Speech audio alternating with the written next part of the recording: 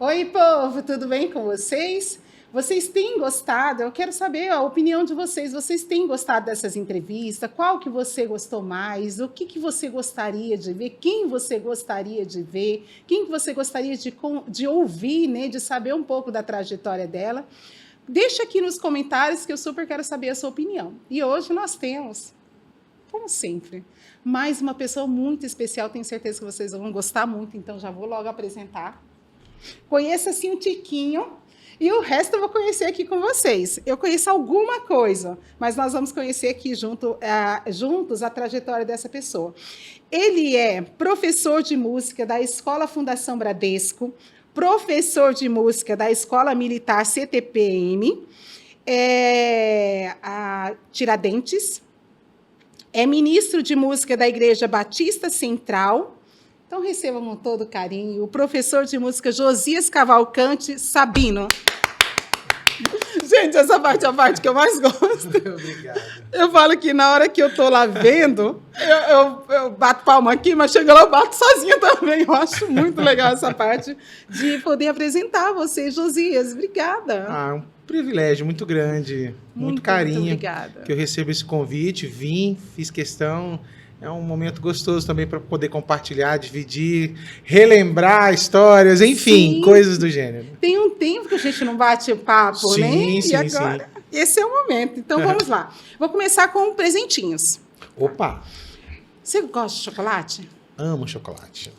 Esse aqui ele é mais simbólico, é uma forma de dizer que é um prestígio para mim ter você aqui. Que alegria, obrigado. Muito obrigada. Vou também te presentear com algumas edições, as últimas edições da revista Conheça Cacoal, que é a revista que eu produzo. A marca Conheça Cacoal está representada através do Facebook, do Instagram, lá eu compartilho um pouco mais da cidade, e aqui a gente sabe um pouquinho mais também da cidade, das personalidades e das empresas. Uau, que bacana. E eu trouxe um negocinho para você. Agora é hora de saber. Agora é hora da surpresa? Exato. Isso aqui, nós temos comidinha. Já vou começar agradecendo a panificadora Bom Sabor. Já vou passar para vocês. Vocês vão ver, na tela vai estar o endereço, o telefone, mas eu vou passar para vocês. A panificadora Bom Sabor é uma querida. Gente, muito obrigada a todos os colaboradores que gentilmente mandam aqui pra gente um suquinho, uma comidinha. E ela fica na Rua Delmiro João da Silva, no bairro Parque Brison. O número é 2134 do local, mas o telefone para você fazer pedido, sabe aquela festinha que você precisa daquele salgado de delícia, que não fica assim, aquela gordura na mão? É lá que você tem que pedir. O telefone é 3441-4303. Então, muito, muito obrigada pela parceria de vocês, tá bom? Beijos. E além das comidinhas enviadas pela panificadora Bom Sabor, eu trouxe uma comidinha. Meu Deus. Esse aqui é de boa. Eu coloquei aqui para ver se eu consigo preservar. Acho que eu consegui. É uva congelada. Você já provou? Nunca. Gente, é o tamanho dessa uva. Prova e me diz. Ela funciona com qualquer uva, mas essas grandes dão um outro sabor. Diferente. É uma estratégia muito legal se você quer, ainda mais no nosso clima, que é um calor. Nossa, cara. Aí você realmente fica gelada, hein? Congela ela e ela serve como um sorvete, uma sobremesa. E fica muito maravilhoso. Na verdade, eu vou devolver aqui para você poder degustar depois, que senão ela vai descongelar. Top. Muito legal. Esse aqui é minha, que eu já coloquei a mão. Mas eu acho que eu já vou colocar a mão em tudo. Deixa eu ver se vai dar certo. Bora lá. Enquanto eu vou colocando aqui, Josias, começa me contando, você é da onde? Onde você nasceu? Eu sou carioca, nasci no Rio de Janeiro, no dia 12 de março de 1976. Então, estamos aí, hein? Estamos lá, chegando perto dos 50. Mas eu sou carioca, né? Nasci, embora minha família não é em sua totalidade carioca, né? Eles são naturais da Paraíba, né? João Pessoa, Campina Grande. Mas eu tive o privilégio de nascer no Rio de Janeiro, né? Também, filho caçula, fui o último da série. Falando em ser o último da série, vocês são em quantos? São 5 irmãos, né? 5 irmãos. 3 homens e 2 mulheres. Que ano que você veio para Cacoal? Bom, eu cheguei aqui em Cacoal Em uma marca. Só o ano. Só o ano? Só o ano. Já nós vamos falar Tá. dessa marca. Eu cheguei aqui no ano de 2000. Certo. Você nasceu no Rio de Janeiro, chegou aqui em 2000. Me conte um pouquinho dessa trajetória até chegar em Cacoal. Bom, a música sempre esteve presente na minha vida, né? Desde pequenininho, igreja, cantar coral, cantar na escola, aprendi a tocar violão, aprendi assim com os amigos, né? Enfim. Então isso esteve muito presente em toda a minha vida, né? Enquanto no Rio de Janeiro. Só um minutinho. Você fala cantar em coral, você vem de uma base cristã? Sim. Ah. Sim, minha família toda cristã. Né? E aí, desde muito pequeno, né? Coral infantil, aí fui crescendo. Meu sonho na época era cantar em todos os corais da igreja, todos os grupos da igreja. Eu consegui realizar, cantei realmente e fui aprimorando, mas nunca estudava, né? Sempre aprendia com os outros, ouvindo e treinando. E aí fui crescendo, esse gosto pela música foi aumentando cada vez mais e eu tinha esse desejo, né, de seguir trabalhando com música, né? E fui. Gravei CD lá no Rio de Janeiro com uma banda, inclusive essa banda esteve aqui em Rondônia, eu não me recordo o ano, não sei se foi 98, que teve até um acidente na Alta Raup, 98, 99, eu não lembro direito certo. Eu lembro desse acidente. Então, dessa que situação. teve um óbito, né, do Elcinho, enfim. E Qual é o nome dessa banda? Banda Gel com J. Gel com J. É, diferente. E esse Gel com J significa Jesus é luz, né? Olha que bacana, hein? Eu sempre brincava, assim, dizendo que esse Gel com J era Josias é lindo, mas não, é Jesus é luz. Quando essa banda veio aqui pra cá, qual você veio? Vim, você estava, né? Eu estava. E aí a gente fez esse show, tal, houve esse problema todo, né, essa dificuldade toda devido às chuvas e tudo mais. E não conseguimos concluir o show porque houve toda essa tragédia. Voltamos para o Rio de Janeiro. Num ano depois, ou 2 anos depois, a gente voltou. Só que aí veio para Cacoal, fez alguns eventos em Rolim de Moura, enfim, foi fazer uma turnê. Mas, infelizmente, a banda não seguiu. Tá, desculpa, vou ter que te interromper de novo. Eu queria entender. Tá, essa banda era do Rio. Uhum. Imagino que ela foi em vários estados. Como Sim. que chegou em Cacoal? Era uma banda famosa nacionalmente? Assim, tava caminhando para isso, Certo. né? Assim, a gente tinha muito contato, a gente tinha muita gente conhecida, né? Inclusive, depois você vai entender essa história, tá. a ponte para mim vir morar aqui. Tinha um rapaz, né? O Marcos Farias, né, um grande amigo de infância, que já morava aqui. Então, ele fez contato com a gente para trazer a banda para um congresso evangélico de jovens que tinha aqui na cidade. E aí nós viemos, né? Hoje ele nem está por aqui na cidade, ele está residindo em outro lugar, né? Mas é um grande amigo, a família dele está aqui. Inclusive, depois eu vou contar de como eu vim parar aqui. Mas até então, ele fez essa ponte e nós viemos, né? Para cá. Aí voltamos para o Rio de Janeiro. A banda ainda continuou fazendo alguns shows, eventos, mas infelizmente foram acontecendo situações que a banda foi desintegrando, foi desfazendo, né? Inclusive as últimas apresentações eu fiz, né, com alguns outros amigos, enfim, a banda desfez. E aí eu fiquei muito desgostoso, eu fiquei frustrado até, e eu falei, não quero mais saber de música, não. Quero mais não. Vou trabalhar em outra coisa, vou fazer outra coisa. Tá, nesse momento que você estava na banda, você já tinha se formado em bacharel de música? Não. Isso é outra... Ah, é a segunda etapa da história. Ok. Siga aí, então. Pois é. Aí, nessa frustração, eu fui trabalhar com outras coisas, não queria mais saber. E aí, esse amigo que tinha feito contato, o Marcos, né? Ele falou assim, cara, eu vou casar. Vem cantar no meu casamento? Eu vou. Sem nem pensar, eu falei assim, eu vou, cara, eu vou. Até porque... não... Que menina animada, hein? Só que assim, eu tava vivendo um momento muito difícil no Rio de Janeiro, né? Até então eu tinha investido todas as minhas forças na banda e tudo, então eu não tinha uma profissão ainda. Assim, eu fazia várias coisas para tentar manter uma renda e tal. Mas eu estava naquele período muito decepcionado e não tinha. Término, Exato, tinha né? toda uma expectativa, Uma expectativa, exato. em cima. E aí eu trabalhava lá com um rapaz numa oficina mecânica ainda.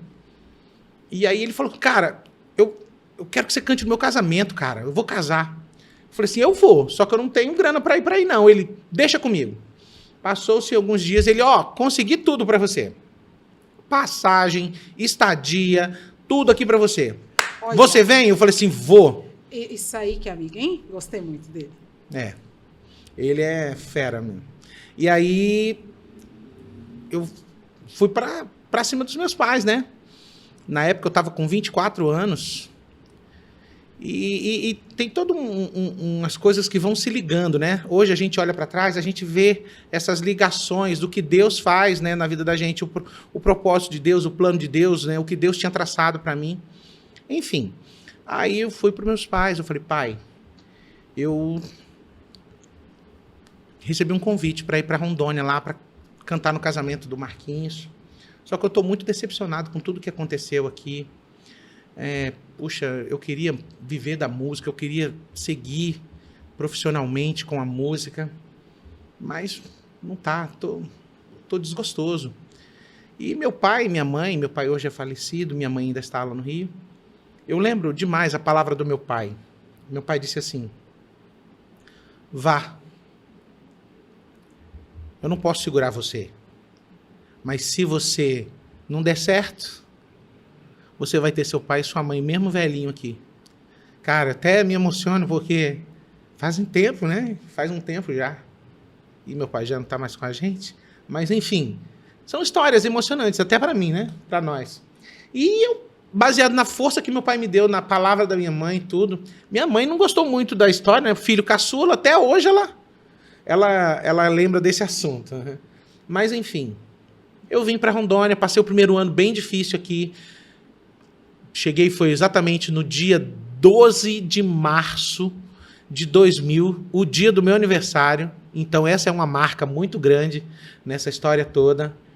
E aí eu fiquei na casa de alguns amigos e tal.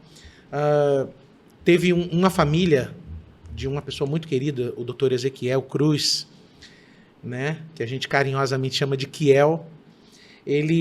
O pai dele, na época, o pastor Ariston, teve que ir embora para fazer um tratamento em Belo Horizonte e a casa ficou vazia e eu fiquei tomando conta dessa casa. Essa casa ficava lá atrás da rodoviária dos Colonos na época, lá embaixo. E aí teve enchentes e eu, meu Deus, o que eu vou fazer para salvar os móveis? Não é nada meu aqui, eu tenho que... Então, vivi essa experiência também. Graças a Deus a gente conseguiu. Enfim, e fui evoluindo, assim, fui crescendo, fui trabalhando. Foi uma estadia forte, Forte, né? tudo nesse primeiro ano. Então, assim, foi difícil, né? Uhum. Conheci hoje a minha esposa, né? E isso acabou por motivar ainda mais a minha permanência na cidade, né? Aquela formosura. Não é? Como não motiva? Aí eu voltei para o Rio depois desse um ano. E eu falei, pai, o meu lugar é lá. Mãe, é lá. Eu não posso, não tem como mais. Eu não consigo. Até porque tem duas realidades bem distintas, né? Cacoal ainda é, mas assim, Cacoal naquela época era muito tranquilão, muito gostoso de viver. Você, né? Hoje já tem um pouquinho de restrições, mas chegava no Rio de Janeiro, é diferente. Você tem que ficar mais esperto, mais ligado, mais atento. Mesmo para quem nasceu lá. Mesmo para quem nasceu lá. Ainda é assim, né? Eu falo para minha mãe, eu não me adapto mais. Não consigo. Eu gosto de ter essa liberdade, né, entre aspas, de estar tranquilo, né? Uhum. E aí passou-se esse tempo todo. Aí casei. Inclusive, meus pais vieram para o meu casamento. Foi uma alegria muito grande. E a vida tá seguindo, né? Uhum. Que maravilha. Inclusive, você já gabaritou minha primeira pergunta. Olha só, sem nem saber. Mas eu vou insistir nela ainda. Eu queria que você me falasse um pouquinho mais qual que foi a sua primeira impressão, porque agora eu sei que a primeira vez que você esteve em Cacoal foi para esse show, né? Uhum. Qual que foi a sua primeira impressão de Cacoal, vinda numa cidade grande como o Rio, hein? totalmente diferente, a dinâmica da cidade. Me conte. Bom, quem está lá fora, lá no Rio de Janeiro, acha que aqui você vai encontrar índio nos quatro cantos, onça circulando no meio. E não é, né? Na verdade, não é. Eu, assim... Gente, eu tive uma prima que teve o tupete perguntar se a gente andava de cipó aqui. Ai, gente. É bem diferente. Olha, então, assim, eu sempre, mesmo morando em cidade grande, eu sempre fui muito pacato, muito tranquilão. Gosto do meu canto, gosto de coisas mais relax, mais tranquilas, né? E eu me identifiquei muito já na primeira vez. Eu falei, cara, cidade legal, né? E quando eu vim para morar, eu já basicamente já conhecia algumas coisas, já tinha feito um leque de amizades com algumas pessoas, né? Gente que eu ajudei na época do acidente, enfim. Então, assim, estreitou muita coisa, né? E aí não foi difícil. Não foi difícil. Inclusive, o povo mais me conhecia do que eu conhecia o pessoal, né? Então foi um leque de amizade hoje, assim, poxa, enorme, enorme.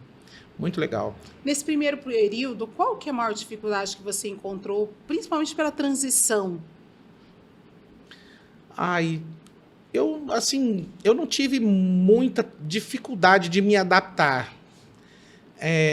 Eu só, assim, por conta de estar sozinho, né, de não ter uma referência familiar, talvez, né? Então eu fui criando isso, né? Vínculos, né, com as pessoas da igreja, né, com os pastores da época, com os irmãos. Inclusive, até hoje, eu ainda chamo a minha sogra de mãe. Olha que então, e assim, é algo, poxa, que vem de longa data, né? Então, é muito gostoso isso. E então, esse vínculo que eu criei, né, com as pessoas, me acalentou demais. Me acalentou demais. E isso fez um bem muito grande, né? E hoje eu tenho, assim, em alta estima, né? Todas essas pessoas que passaram e passam pela minha vida e continuam passando. Vocês, pegando essa sua fala, a minha pergunta é: você que é a pessoa que se apega fácil? Me apego. É. Me apego, assim, eu crio vínculos fáceis e eu sou muito sincero nas minhas amizades, né? Nas pessoas, nos vínculos que a gente cria. Tanto com alunos, com pessoas que estão próximas de mim. Olha, a pior coisa que eu tenho vivido assim, nesses tempos foi ter que sair de um lugar para ir para outro, de um lugar para vir para outro, enfim. Essas transições, olha, eu sofro demais. Eu sofro demais. Tanto foi quando a gente saiu do Rio de Janeiro para vir para cá, eu sozinho. Outra transição muito sofrida foi sair daqui e ir para Recife. Outra mais sofrida ainda foi sair de Recife e vir para cá. Poxa, eu passei 10 anos em Recife. Gente, eu tenho amigos que a gente se fala hoje, assim, ainda fluentemente, mesmo distante. E são pessoas que estão sempre em contato com a gente, mandando mensagem, reproduzindo coisas que eu fiz lá. Enfim, nesse pé que tá... eu sofro demais nessas transições. E eu vou até saltar, aproveitando a sua fala, saltar algumas perguntas aqui. Vou te dizer, já que a gente está falando sobre essa questão de relacionamento, de amizade, que eu acredito que muitos desses se tornam como família para você, né? Com certeza, faz parte. Eu sempre digo, né? Olha, vocês não são só amigos, vocês são parte da minha família. Exato. Me diz uma coisa, qual o tipo de pessoa, qual a personalidade que você mais gosta de ter perto? Mas eu também quero saber aquele que você fala: olha, esse aí, se eu pudesse, eu gostaria de ter longe. Gente, pergunta difícil, né? Mas, olha, eu tenho vivido muito em cima das coisas que eu tenho ouvido e aprendido. Então, assim, eu sou muito alegre, eu gosto desse clima de alegria. Então, eu procuro sempre ter perto, né, pessoas alegres, pessoas que motivam, pessoas de fé, pessoas que te faz bem, né? Te joga para cima. Tem pessoas que realmente, assim, você não quer mal, não trata mal, mas infelizmente joga você um pouco para baixo. Isso é difícil, né? Mas, assim, mesmo assim, eu sempre tento motivá-las e trabalhar isso, porque isso faz bem para a gente, né? Não só para mim, mas para todos, né? A gente precisa disso, né? Eu tenho ouvido nesses últimos dias, ouvi uma palavra muito, muito importante, em que a gente precisa estar próximos de pessoas que nos fazem olhar para frente, pessoas de fé, pessoas que te faz bem, pessoas que te faz andar na direção certa, não é verdade? Isso é legal. Até porque todas as pessoas que a gente tem contato, ela tem um impacto na nossa Sim, vida, assim claro. como nós impactamos na vida do Sim. outro, né? E se você está cercado de muitas pessoas que trazem um impacto negativo, Verdade. complica o negócio um pouquinho. Uhum. Bora lá. O que você mais gosta em Cacoal? Tranquilidade. Olha. Ainda é, né? Mas eu me sinto tranquilo, seguro. Como eu já vivi algumas realidades, eu estou falando assim no geral, a realidade no Rio de Janeiro é bem diferente. A realidade num Recife é muito diferente. Não é? E quando eu digo diferente, eu não digo só em termos de marginalidade, essas coisas. Eu digo a questão de movimentação mesmo, de locomoção mesmo, de você estar num lugar e precisar ir em outro lugar para trabalhar e ter que acordar às 4 da manhã para poder sair toda uma rotina, não sei quantos ônibus para chegar no lugar do seu trabalho. Às 8. Às 8, e olhe lá, devido ao engarrafamento, Sim. né? Recife tem esse perfil também, né? No Rio de Janeiro também. E é muito difícil isso. Aqui, por exemplo, você está num lugar, em casa, você pode sair faltando 10, 15 minutos para o trabalho, você vai chegar cedo ainda. No meu caso, eu faço isso em 15 minutos, eu chego no meu local de trabalho. E só acrescentando aí, uma outra coisa, a nossa realidade ainda nos permite, por mais distante que seja o bairro que você more, você consegue ir a pé, se for Sim, o caso, para o dá. seu trabalho. Vai levar, sei lá, de repente 1 hora e 15 minutos, 40 minutos, mas é possível. Sim. Tem locais que não existe Não essa dá. possibilidade. Ir a pé, Não tem, sem chance. É difícil. Esses dias aconteceu isso comigo, eu estava aqui trabalhando e a minha esposa ficou com o carro, ou seja, fiquei a pé, né? Tentei ligar, mas ela não atendia, eu falei assim, eu vou a pé. E fui. Cheguei em casa mais tarde, tudo, mas fiz uma boa caminhada. É uma coisa que ainda é possível.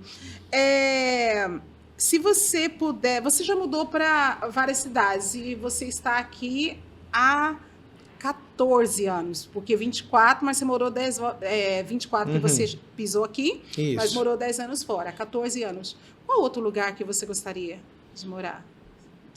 Olha, se não for Cacoal, o Recife eu gosto bastante do Recife. No Rio de Janeiro, eu acho que eu não teria mais essa ambição de voltar para morar, né? Mas o Recife, sim, eu voltaria a morar lá no Recife. Eu gosto bastante de lá. É uma cidade bem legal, gostosa de morar. Mas no outro lugar, acho que não. Ou era Cacoal. Na verdade, esses 10 anos que eu passei fora, Cacoal nunca saiu de mim, não. Olha, bebeu água Né? do Rio Machado. Foi, Eu ouvi sempre essa história, né? Então, assim, Cacoal nunca saiu da gente, até pelo vínculo familiar da minha esposa, que é toda daqui, né? E mesmo meus familiares lá no Rio de Janeiro, os familiares da minha esposa sempre foram aqui, então a gente sempre teve Cacoal perto da gente. Certo. Fale para mim um pouquinho, então, desses 10 anos que você passou fora. O que você fez lá? Tanta coisa. Eu cheguei lá numa expectativa enorme, né? Você foi por quê para lá? Bom, eu tenho uma passagem na Fundação Bradesco nesse primeiro momento, né?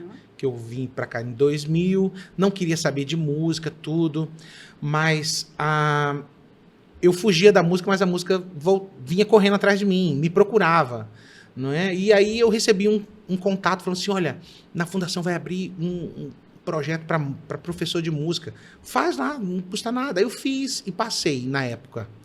E aí eu trabalhei de 2002 a 2006 na Fundação Bradesco como instrutor de fanfarra, tudo mais, só que eu não tinha formação. Eu era o chamado músico prático, né? Tô entendendo o que eu você foi fazer. sei fora. fazer, mas eu não tinha como comprovar. Na verdade, né? Eu não tinha formação. E isso dificultava um pouco, né? Beleza, então, baseado nisso, assim, a igreja em que eu frequentava, que eu congregava, que é a primeira igreja batista na época, lá no centro, eles tinham um hábito, né? Eu acho que ainda tem, se não me engano, de enviar, né, pessoas com perfil, seja para pastor, seja para músico, né, chamado famoso ministro de música, né, para uma faculdade. E eles sustentavam, né, eles davam todo o suporte. E eu, na época, trabalhando na igreja e tudo, fui indicado para fazer. E aí, eu fui para Recife, eu ganhei essa bolsa de estudos, Olha, eu e a que minha esposa. bacana. Eu fui fazer música, bacharelado em música sacra, e ela foi estudar educação cristã, a famosa educação religiosa, né? E aí nós fomos, no meados de 2006, a gente foi para Recife. E aí, quando eu cheguei lá, eu já sabia muita coisa, mas assim, eu deixei esse todo conhecimento que eu tinha meio que de lado para poder eu mergulhar de cabeça. Se abriu, né? Exatamente. Conhecer. E eu fui conhecer, fui trabalhar, porque infelizmente, para muitas pessoas, assim, o músico, eu valorizo todas as áreas, né? Eu gosto de dar valor a essas áreas. Por quê? Porque para muitos, músico é aquele que lê partitura, é o famoso músico teórico, né? E para muitos, não. E eu vivi essas duas partes, né? Eu era um músico prático, eu não tinha conhecimento teórico, eu tinha conhecimento prático de chegar pá, e executar. E na época eu fui para lá e eu falei assim, gente, vou conhecer isso tudo. E mergulhei de cabeça nisso tudo, né? Conheci muitos professores feras, tenho contato com eles ainda, muito legal. E aí eu fui identificando com algumas coisas, né? Isso eu estou falando já dentro da faculdade. Né, de ver o que realmente eu queria. No início eu queria fazer a habilitação em canto, não é? Porque o canto era o meu forte na época, né? Tá, vou te interromper um pouquinho, perguntar um negócio que eu sou ignorante no assunto. O músico, qual que são as atuações do músico? Ele é como medicina, aprende geralzão e depois ele se especializa Sim. em algo? Isso? Ele vai aprender tudo, porque a música ela tá tudo ligada entre si, né? Uhum. Você aprende a teoria musical, mas Certo. aí a aplicação dessa teoria, você pode escolher um instrumento, né? Uhum. Ou canto, ou... Porque a voz é um instrumento, né? Uhum. Ou canto, piano. Como aí que você se identificou? Ai, gente, olha, na vida, na caminhada, você vai conhecendo os instrumentos, né? E aí, assim, lá no Recife, lá na faculdade, eu tinha por obrigação trabalhar em 3 instrumentos, não é? 3 instrumentos, ter aptidão em 3 instrumentos. E aí eu fui desenvolvendo, eu fui olhava assim, para as coisas, eu falei assim, não, eu fui observando, né, o entorno, a prática disso na real, né? Enfim, aí meu primeiro instrumento é o violão, né? Eu estudei. Aí o piano eu coloquei como segunda opção e a flauta doce, que é a minha terceira opção. E realmente hoje são os 3 instrumentos que eu mais trabalho, né? Que evidenciou bastante. Mas eu tive que aprender a tocar bateria, tive que aprender a tocar guitarra, baixo, trombone, trompete. E eu fui meio que pegando, né? Porque a teoria eu já sabia, mas a prática do instrumento só com o instrumento, né? E aí você vai aperfeiçoando determinadas coisas. Que assim, eu, ignorante, eu falo músico, para mim é a voz. Só penso no vocal. Aí vem pensando no seu trabalho, eu falei, não, mas tem, olha, as nuances, né? Tem várias outras coisas, que bacana, muito legal. Você estava falando um pouquinho mais sobre você fez o curso lá, e ela também esteve estudando. Qual que é o maior desafio que você encontrou nesse período? Eu e ela e eu. Vocês dois. Sozinhos, num lugar onde a gente não conhecia ninguém. Foi difícil no começo, né? Mas como eu sempre falo, Deus vai trabalhando, né? De uma forma que quando a gente vê, a gente está acolhido. E teve pessoas que nos acolheram, assim, sem nem nos conhecer direito, né? Puxa vida. Por isso que gerou esse carinho todo, né? Lá no Recife, assim, pessoas que nos abraçaram, que nos adotaram praticamente, né? Nesse período, porque foi um período difícil, nossa renda era pouca, né? A renda que a gente tinha era a renda que a igreja enviava, ela pagava a bolsa e nos dava mas a gente tinha que correr atrás, porque era insuficiente, né? Então eu trabalhei no Colégio Americano Batista, ela trabalhou num período na Convenção Batista, lá em Recife, remunerado, ganhando um pouquinho, começamos a trabalhar em uma igreja, enfim, a gente foi conseguindo caminhar, né? Em pouco tempo a gente já estava bem acomodado, bem estruturadinho, assim. Eu imagino que isso alicerçou de uma forma fantástica o relacionamento de vocês, né? Com certeza. Que vocês estavam casados, foram com quanto tempo de casados vocês se mudaram? Recém, a gente casou em 2003, em 2006 a gente foi para Recife, né? Pouquíssimo tempo.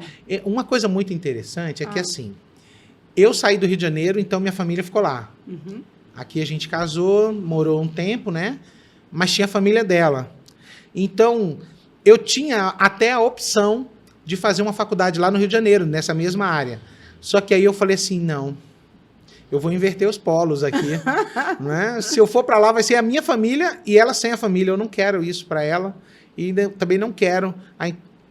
Eu vou optar pelo meio termo, vou ficar no Recife, Olha que bacana. Que aí nem a minha família, nem a família dela vai ter essa interferência. Foi uma de construção mesmo, né? Mesmo. Hoje, para os dois, né? Para os dois, exatamente. Que bacana, muito bom. Então, vamos voltar aqui para Cacoal, mas nós vamos falar um pouquinho de você. Eu quero saber se teve algum momento voltado para a música que te marcou mais. Se falou assim, você nos contou que desde pequeno você se sentiu identificado com a música, mas teve algum momento que você falou, gente, é isso, não consigo me ver fazer nada além disso. Teve vários momentos assim que marcaram a vida da gente, né? Por exemplo, o meu recital lá em Recife. Eu fiz um recital. Assim hora, muito legal. Lá na faculdade, você tem que fazer o TCC, né? No caso da música, não é TCC, é recital. Sim. É muito fera, tá? É um negócio assim surreal. Essa experiência que eu vivi é algo assim sublime. Por quê? Porque você vai dar a sua cara pro negócio, né? Então, por isso que eu falei assim, eu tinha a opção de canto, tinha a opção de piano, tinha a opção de educação musical e tinha a opção de composição.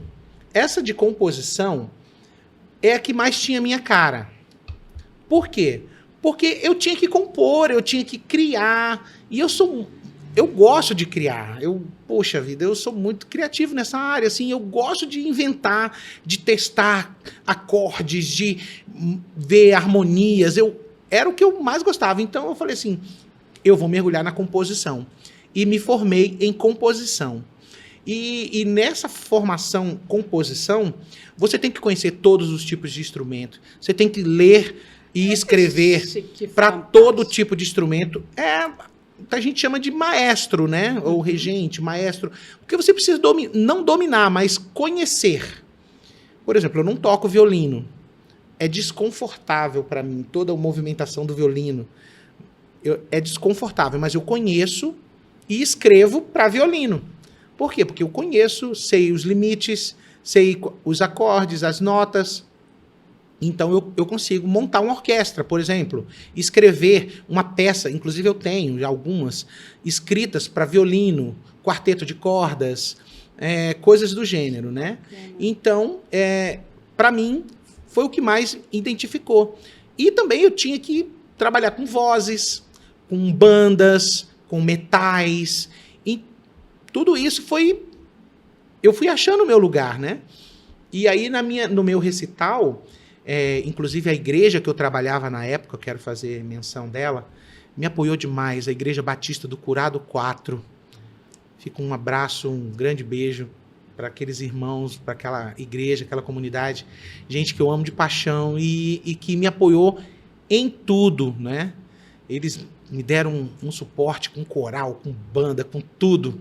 Uau. E eu fui escrevendo as peças, inclusive ainda hoje eles cantam músicas feitas por mim lá. Ai, que legal. E aí o pessoal grava e me manda. Puxa, eu fico tão feliz. É uma parte de mim que tá lá, né? Então, assim, eles me ajudaram demais, não é? Inclusive, assim, eu lembro de uma situação que eu precisei de um quarteto de cordas para executar uma peça minha, né? E aí eu falando com os amigos, com um rapaz que estudava na escola que eu trabalhava, e eu mostrei a peça para ele, ele ficou encantado, ele falou assim, cara, eu vou chamar minha mãe. Eu falei, pô, legal, minha mãe vai tocar para você, minha mãe e meu pai vai tocar para você.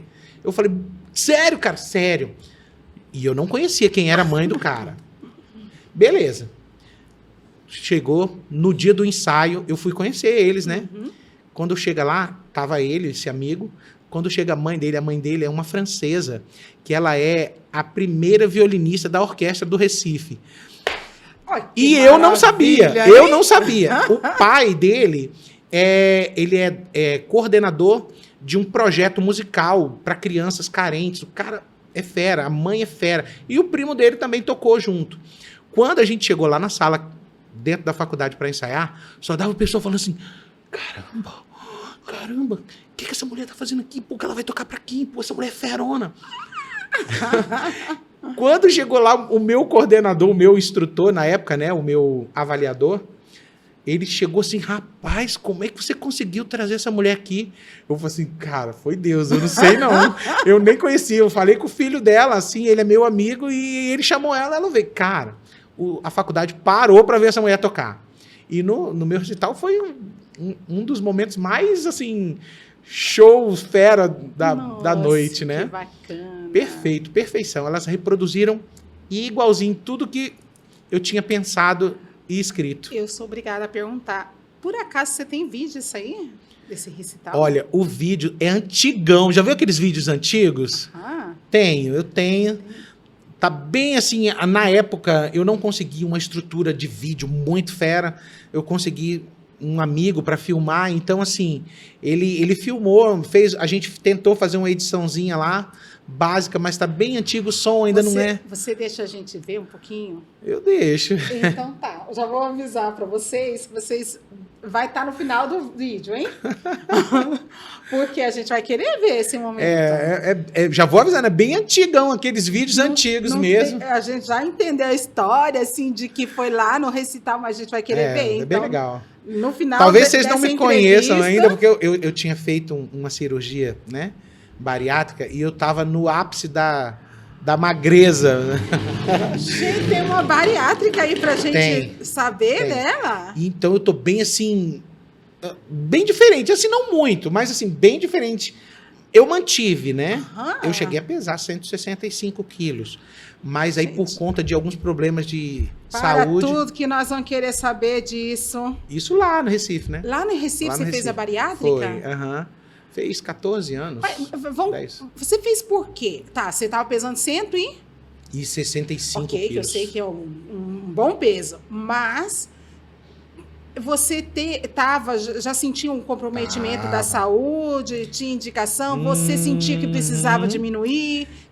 Qual foi o seu motivo? Eu sentia que precisava diminuir, mas não diminuía, né? Esse é o problema. Qual o seu motivo? Enfim, o ápice disso tudo, dessa história, foi o quê? Dá uma uva pra mim. O ápice dessa história toda foi assim, minha esposa, a Dulciane, vendo uma reportagem no Fantástico, sobre a apneia do sono. E a gente vendo ela começou a ver aquilo ali e ver a minha pessoa lá na televisão. Ela falou assim, você faz isso? Quantas vezes eu acordei com essa mulher me dando cotoveladas assim para mim acordar, parar de roncar? Na época eu brigava com ela, para de me bater, né? E ela, você não tá respirando. Você tá roncando muito alto. Acordei várias vezes na noite com essa mulher virada de cabeça para baixo por conta do ronco. Enfim, aí a gente foi ver, né? E aí depois de alguns exames, constatou-se a necessidade. Ou eu fazia a redução de estômago, ou eu precisaria usar um aparelho chamado CPAP, acho que é esse o nome, que bota assim que você, enquanto dorme, você está injetando. Aí eu fui fazer um exame chamado eu não me lembro o nome do exame. Eu sei que é um exame que você dorme na clínica, todo monitorado. Eu não me lembro agora o nome do exame. Acho que eu já vi. É. Também não lembro, mas eu sei qual que é. É. E aí, nessa noite que eu dormi, monitorado lá, captou todas as paradas respiratórias que eu tive. Beleza. Quem foi buscar o exame foi a Dulciane.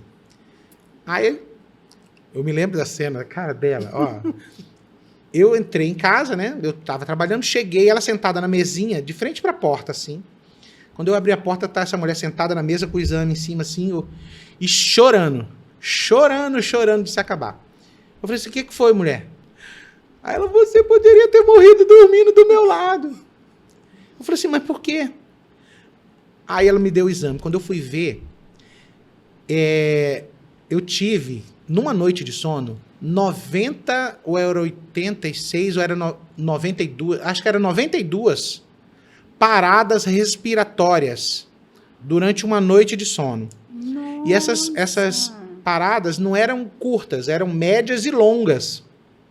Quer dizer, tava ali. Ou seja, era um negócio absurdo. E meu sono realmente era muito comprometido. Na época que eu trabalhava no Americano Batista, lá na escola, eu ficava no corredor, né, cuidando dos alunos. E na hora que entrava todo mundo para a sala, eu sentava lá na portaria, e dormia sentado, roncava, que o corredor todo ouvia.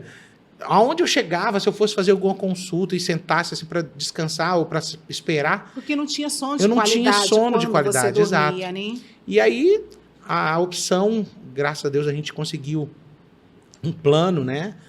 E aí eu fiz a cirurgia e foi difícil os primeiros 15 dias, mas depois eu fui me adaptando, né? Porque a gente ainda pensa como antes, né? Sim. Hoje eu aprendi a dominar, por isso que eu mantive, né? Hoje eu tô na casa aí dos 115, 120 quilos. Para quem pesava 160, foi um ganho, assim, absurdo, né? Uhum. Mas eu sou meio sem vergonha, assim, eu não faço o que realmente precisa.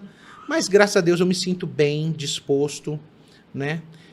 Não sei. E que bom que você reagiu nesse momento, né? Porque, infelizmente, tem muitas pessoas que, diante de um diagnóstico desse, ele ainda não reage, ele não tem força para reagir. Que bom que aconteceu. Às vezes, assim, por conta de alguma atividade rápida que eu tenho que fazer, na hora que eu vou comer, eu como rápido, aí dói, eu tenho que parar, ficar quietinho. Depois voltar.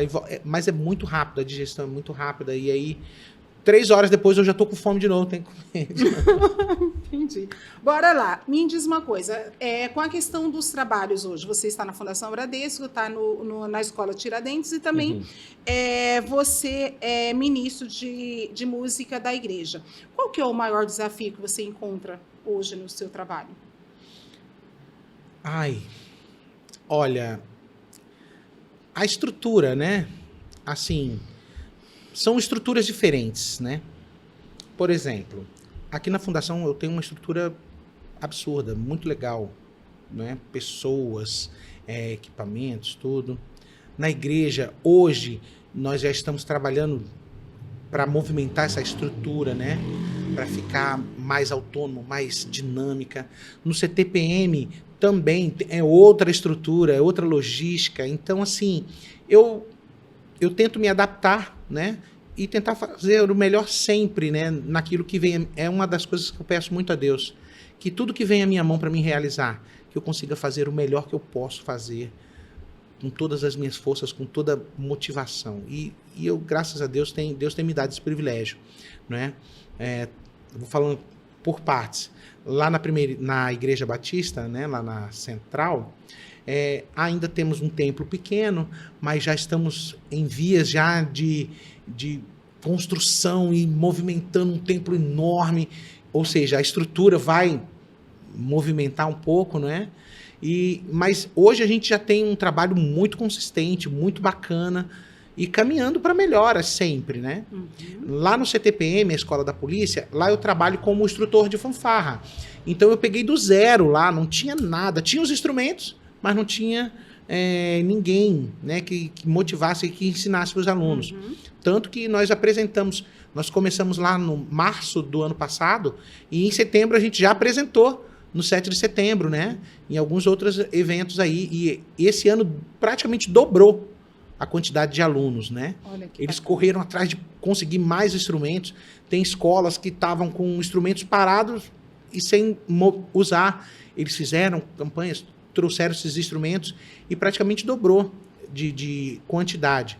Aqui na Fundação é algo maior. Por quê? Porque eu trabalho com violão, com canto coral e com a fanfarra, não é? Então, são vertentes assim, bem interessantes. Porque eu pego a criança já a partir do 2º ano aqui, 2º e 3º ano, um coral infantil. 4º e 5º ano, outro coral que se juntam, né? Os ensaios são separados, porque senão é muita gente. Então, eu ensaio coral do 2º e do 3º, depois o coral do 4º e do 5º. E quando vai apresentar, eles se juntam para fazer uma apresentação. E os violões, né? Os violões são várias turmas. Olha, ano passado, eu fiquei muito feliz. Por quê? Porque até então era eu que tocava. Só que os alunos me deram uma resposta tão boa que a partir já do meio do ano passado, eu já falei assim, as próximas apresentações são vocês que vão tocar, eu não vou tocar. E aí eu trabalhei em cima, eles correram atrás, desenvolveram. Gente, as últimas apresentações do ano foram eles que tocaram, eles que fizeram tudo. E eu só regendo, só conduzindo. Gente, para mim isso foi uma realização muito grande. Ou seja, estamos aí com tudo, mais um ano. As apresentações desse ano, eu já falei, eu não toco mais. São vocês agora. Ou seja, é algo muito legal, muito, muito gratificante, né? Que tem me dado assim, respostas maravilhosas. E o que você mais gosta nessa profissão ou nesse trabalho atual? O que você mais gosta? Essa variedade, né? Você poder, além de fazer o que gosta, né? Ter o contato com pessoas, com crianças. Olha, a resposta vinda das crianças é algo que cativa, que motiva, né? Os jovens e adolescentes que às vezes não têm uma condição. Seu perfil, né? Olha que fantástico. Jovens e adolescentes que às vezes não têm condições de fazer uma aula de música, estão ali aprendendo a tocar um instrumento, dominando. Essa semana agora, eu cheguei. Foi essa semana? Foi. Mais preciso, ontem eu cheguei lá no CTPM e eles agora estão com um instrumento de sopro completo, né? E eu passei algumas técnicas, os acordes, a escala para eles, mostrei a maneira de executar e eles levaram o instrumento para casa para treinar. Quando chega ontem lá, a 9ª Sinfonia de Beethoven, eu mandei para eles a partitura assim, bonitinha, e eles começaram a tocar a 9ª Sinfonia. Um outro, assim, mas já esboçando. Legal, já esboçando a estrutura da música. Gente, eu falei assim, caramba, que maneiro, ó. Já, eu falei, continua malhando. Incentivei os outros para pegar essa mesma estrutura, porque dentro de algum tempo, eles vão estar tocando essa música em forma de fanfarra. Eu vou adaptar, eu vou fazer um arranjo para que eles executem. Olha que e legal. É algo sensacional. Josias, música é universal? É uma linguagem. Tem algum tipo de pessoa ou de grupo social ou étnico que não gosta de música, que não utiliza a música dentro do seu conhecimento?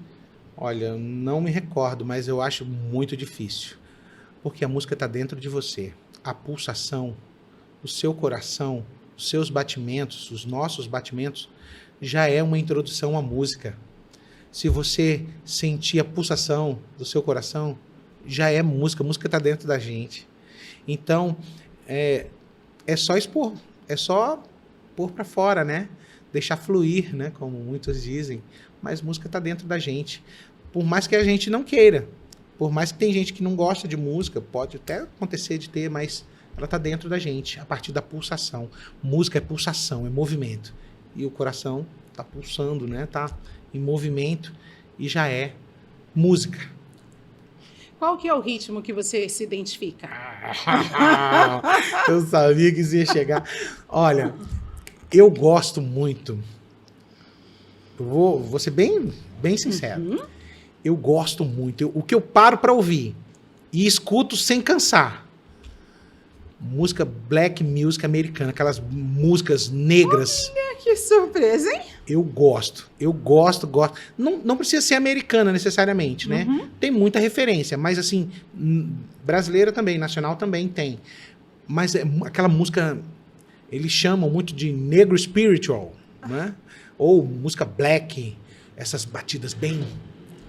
É muito interessante. Eu Hoje em gosto. dia a gente vê alguns clipes, alguma coisa assim. Eu gosto também, acho eu bastante acho- interessante. Só que assim, embora eu tenho que saber tudo, eu tenho que estar atualizado, porque eu não só toco isso. Eu, por exemplo, na igreja, eu não posso botar o meu gosto musical goela abaixo em todo mundo. Eu tenho que ter um meio termo, um equilíbrio. Nas escolas que eu trabalho, então eu preciso buscar um equilíbrio. Mas o meu gosto, pessoal, o que eu gosto de ouvir dentro do carro, dirigindo, é isso. É a praia que eu curto. Legal. Quando você não está trabalhando, o que você gosta de fazer? Ah, não é música. Não é música, com certeza. Eu gosto de mexer com terra, com planta. Olha, que novidade, É hein? legal, A eu pessoa gosto. é de horta? Não. Não, não é Planta. horta, normal, assim, planta. Eu tenho as minhas rosas do deserto, que eu gosto de mexer. Gente, Eu lá gosto em de casa limpar só os sobrevive canteirinhos. cactos. Eu gosto de limpar os canteirinhos de horta também, que eu tenho lá. Mato no quintal, pego uma enxadinha, vou lá, tiro um matinho aqui, tiro outro. Agora com a chuva não dá, né? Porque não dá para competir com a chuva. Mas eu gosto de mexer com terra, né? De fazer alguma coisa, inventar uma moda, fazer uma arte, assim. Oi, então quando não tem nada para fazer, eu vim em casa só quietinho. Gosto muito. E em família? O que você gosta de fazer? Tá junto, assim, com a minha família. Assim, Você tem quantos filhos? eu tenho 3 filhos. O Júnior, o Josias Júnior, o Felipe e o Lucas. O Júnior tem 14 anos, vai fazer 14 anos agora, né? O Felipe tem 9 e o Lucas tem 5. E o que vocês mais fazem juntos? Assim, não é muito, até por causa do tempo. Mas, assim, a gente tem os nossos momentos devocionais em família, né? Todos os dias a gente está junto, a gente lê a Bíblia, a gente ora junto. Eu prezo muito por isso, de fazer as refeições juntos, né? De estar junto, compartilhando aquele momento. E tem um negócio que eu estou vivendo, assim, ultimamente. Meus filhos, eles têm um perfil musical muito forte. Olha. O meu mais velho, o Júnior, ele toca violão lindamente. O Felipe, que é o do meio, ele tem uma pulsação, um senso rítmico, assim, fora do comum também. E a voz, linda também. O pequenininho já está entrando na onda. Olha só. O Lucas está entrando na onda também. Ele canta no coralzinho infantil. E eu percebo, assim, as notinhas afinadinhas, a fixação das músicas. E tudo isso é o processo musical normal, né? Uhum. E então, agora na Páscoa, né? A gente tinha umas atividades para fazer, né? Alguns treinos. E, enfim, o Júnior tocou o violão, eu na flauta e os outros 2 cantando. Então, assim, é uma motivação, né? Uhum. Eles tocar junto, tocar em família, assim, bem legal, é tão gostoso. Eu sinto realizado, assim, bem feliz. Eu posso dizer que esse é seu hobby favorito? É um dos, né? E me conte outro hobby favorito. Ai, Jesus. Não sei se é um hobby, mas eu gosto de ficar em silêncio, assim, quietinho. Em casa. Às vezes eu falo assim, ó, vai todo mundo lá pra casa da sogra que eu quero ficar em casa sozinho. Gosto muito, que bom. Tem outro hobby, assim, Sim, esse eu acho que esse tem mais cara de hobby. Fazer feira domingo de manhã, né? É verdade, eu sempre te encontro na feira. Você gosta todo mesmo? domingo eu tô lá, cedinho. Aí eu gosto de pegar as verdurinhas fresquinhas, assim, tudo. Eu gosto, é uma terapia. Olha que fantástico. Certo. O que te tira do sério? Mentira. Puro sorriso, mas isso... Mentira, falsidade, essas coisas assim, eu fico... Não gosto, eu acho ruim isso. E o que te arranca um sorriso fácil? Ai, ver a realização dos outros. Ver uma Olha pessoa... Meu Deus, multiplique esse homem. Não é? Porque nós estamos numa época que as pessoas se entristecem com a felicidade do outro. Não, eu vejo... Ó, essa semana, um pai de um aluno mandou para mim um vídeo da menina dele, a filha dele de 8 anos a 9, tocando na igreja uma música na Páscoa. Gente, esse homem estava tão feliz e eu fiquei mais feliz ainda, porque eu vejo ali, eu vejo a felicidade dele, a realização dela, a minha realização. Puxa, é um negócio surreal, eu acho isso legal. Você vê um trabalho executado, você vê todo mundo feliz por realizar aquilo bem feito. Puxa legal. vida, eu fico tão feliz. Que bacana. Qual o lugar mais bonito que você já conheceu? Falando assim de viagem. Paisagens, lugares. Lugares, aham. Ai, deixa eu... eu gosto muito de Porto de Galinhas.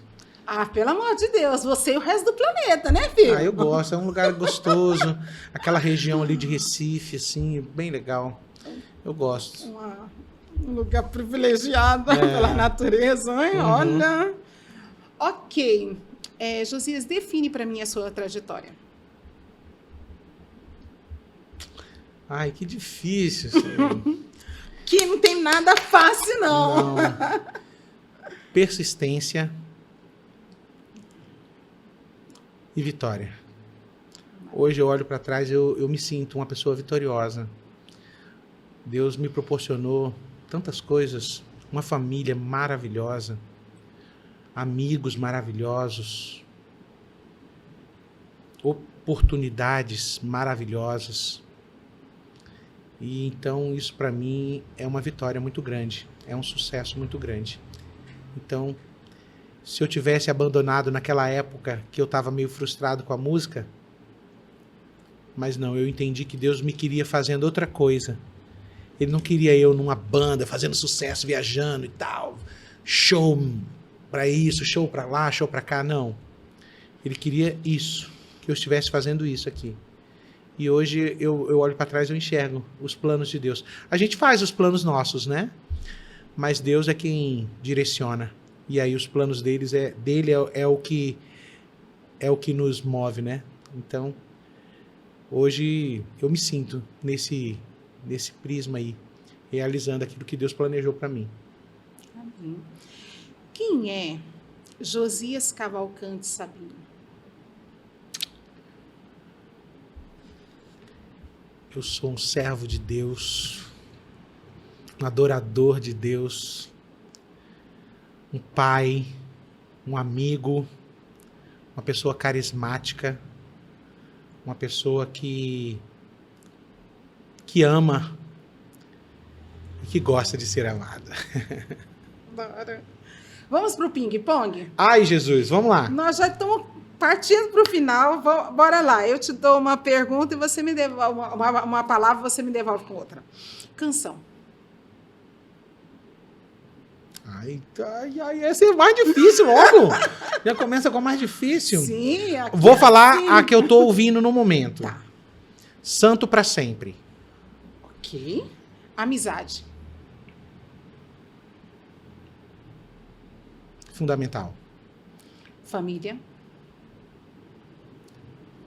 Suporte, apoio, recanto.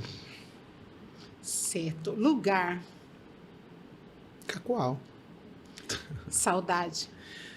Minha mãe. Fé. Deus. Trabalho. Trabalho. Ai, deixa eu ver. Oportunidades. Dinheiro. Não é tudo. Sonho. Envelhecer bem. Maior defeito. Esse perfeccionista. Eu sou muito. Olha, eu já mudei muito, já melhorei muito, mas eu era muito chato com. Hoje em dia eu tenho entendido que é coisas simples e feitas com coração são mais importantes do que um mero perfeccionismo. Perfeito. Maior qualidade. alegre. Olha que maravilha. Nós vamos finalizar esse nosso bate-papo com o túnel do tempo. Onde a minha pergunta é, que aí a gente vai poder ver daqui a um tempo, né? Uhum. Daqui a um tempo. Vamos ver se você acertou o que você imagina. Como você se vê daqui 10 anos? Mais careca impossível. Não, Dá para cair dá. os cabelinhos aí, hein? Mas eu me vejo aposentado, mexendo com as minhas plantas.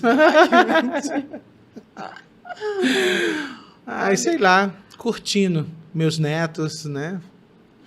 Minha família, mais ainda, né? Por aí. Maravilha.